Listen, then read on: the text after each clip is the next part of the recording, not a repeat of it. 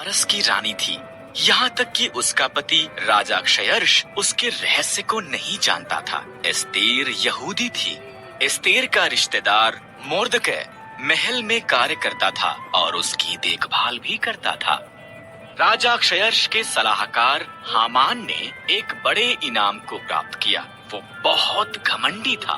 Mordecai के सिवा हर कोई उसके आगे सिर झुकाते थे। हामान अपमानित हुआ। उसने मोर्दकै और सभी यहूदियों को मारने की प्रतिज्ञा की।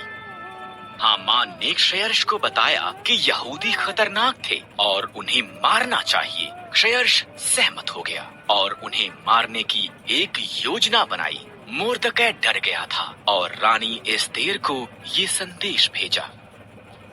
राजा के मन को बदल। मोर्दकै ने कहा, अगर मैं उसके निमंत्रण के बिना जाऊं तो वो मुझे भी मार देगा। एस्तेर ने जवाब दिया, शायद तो इसी पल के लिए रानी बनाई गई थी। मोर्दकै ने कहा। एस्तेर साहस के साथ ये प्रयास करने के लिए सहमत हुई। वो सिंहासन के कमरे में गई। राजा क्षयर्ष उसकी सुंदरता से चकित हुआ और उसे अंदर निमंत्रण दिया। क्या हम हामान के साथ रात का खाना खा सकते हैं? उसने पूछा। हामान उसके पिछले आंगन में एक बड़े खंभे का निर्माण कर रहा था। उसने इस पर मोर्दकै को मारने की योजना बनाई थी। तब राजा का निमंत्रण आया, इसलिए हामान रात के खाने के लिए महल में गया।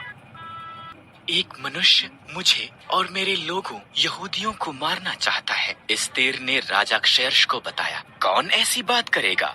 उसने पूछा। दुष्ट हामान, एस्तेर रोई। हामान, सिपाहियों, उसे मार दो। इस तरह हामान उसी खंभे पर टांग दिया गया जो उसने मोर्दकै के लिए निर्माण किया था। एस्तेर के कारण यहूदी बचाए गए थे। उन्होंने एक बड़ा त्योहार मनाया जिसका वो आज तक भी जश्न मनाते हैं।